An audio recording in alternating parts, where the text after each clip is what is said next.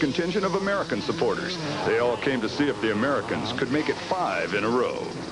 Riding for the U.S. were Team Honda's Ron Lechien on a 125, Team Kawasaki's Jeff Ward on a 250, and Team Honda's David Bailey on a 500cc machine. As was expected, when the gate dropped, in all three motos, the big bore 500s stormed to the front, followed by a mixture of 250s and 125s.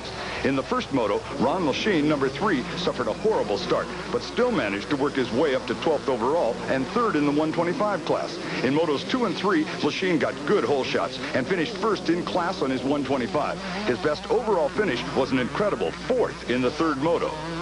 In the 250 class, it was all rider number 2, Jeff Ward. The Kawasaki rider won the class in all 3 motos. His overall finishes were 5th in moto number 1 and 3rd in motos 2 and 3.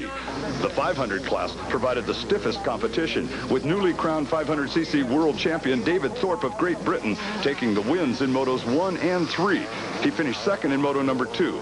David Bailey, the U.S. 500 entry, settled for a 2nd in moto number 1, 4th in moto number 2, and 6th in moto number 3. With 3 motos and 3 classes all mixed together, scoring and keeping track of team points was a nightmare. Regardless, when the last checkered flag was thrown, the U.S. team came out on top. The new format was heralded as a huge success by all. Despite the new format, though, it was clear we were deeply embedded in the era of U.S. domination.